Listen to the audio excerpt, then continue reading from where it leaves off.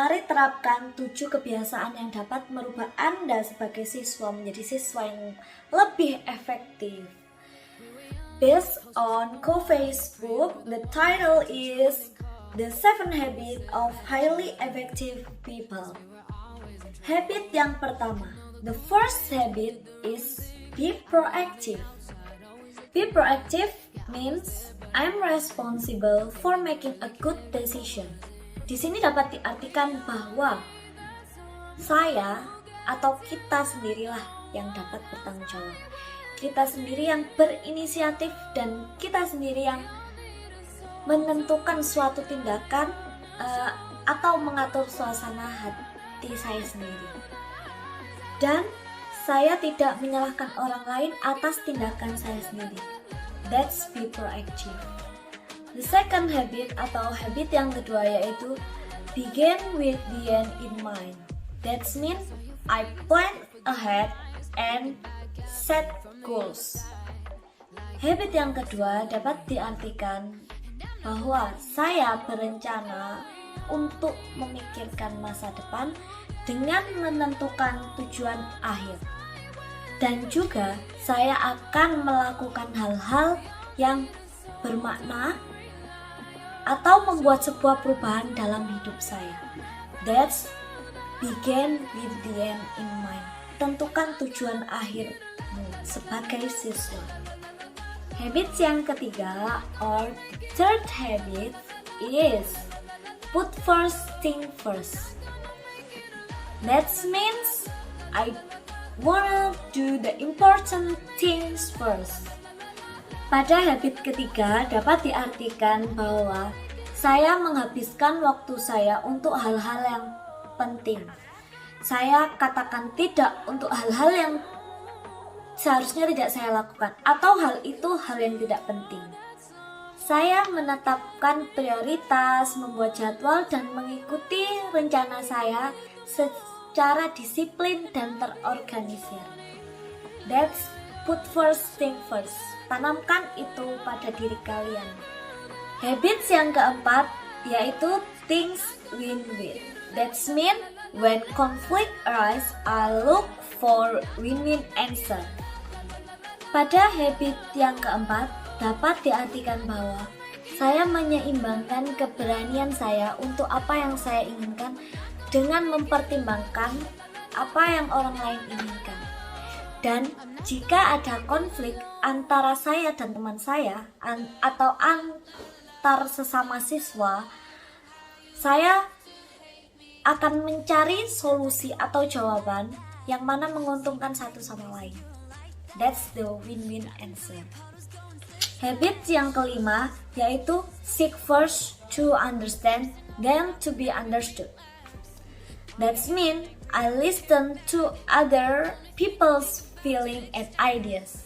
Pada habit yang kelima dapat diartikan bahwa saya mendengarkan ide-ide dan perasaan orang lain. Dan saya juga mencoba untuk melihat sesuatu tidak hanya dari sudut pandang saya sendiri. Saya akan mencoba untuk melihat dari sudut pandang orang lain atau lawan bicara saya. Saya mendengarkan orang lain tanpa menginterupsi. Saya mendengarkan menggunakan telinga, mata, dan hati saya.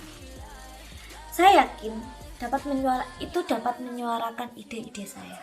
That's seek first to be understand, then to be understood. Habit yang keenam yaitu synergize. That means I value other people's strengths and learn from them.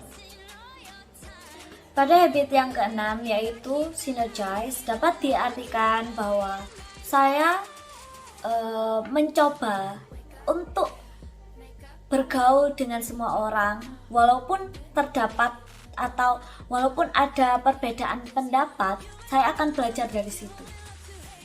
Dan saya juga belajar untuk menghargai kekuatan orang lain dan belajar dari mereka. Dan juga saya akan mencoba untuk bekerja dalam suatu kelompok. Dalam suatu kelompok kita harus benar-benar menyamakan persepsi yang mana pasti ada perbedaan pendapat di dalam kelompok tersebut. Karena bekerja sama dengan orang lain dapat menciptakan solusi yang lebih baik dari siapapun. That's synergize. Tanamkan itu pada diri kalian, para siswa. Habit yang terakhir atau the last habit is sharpen the saw. That means student learn to balance the four parts of self. The four parts here is the body, the brain, the heart, and the spirit. Pada habit yang terakhir dapat dikatakan bahwa dalam habit ini kita harus menjaga keseimbangan antara semua bagian dalam diri kita, yaitu menjadi 4 bagian, dibagi menjadi 4 bagian. Yang pertama, tubuh kita. Cara menyeimbangkannya adalah kita harus berolahraga secara teratur, makan tepat waktu agar tidak sakit. Yang kedua yaitu the brain atau otak kita, yaitu dengan cara belajar tidak hanya di satu tempat, tapi juga bercabang. Contohnya seperti les, private, like that.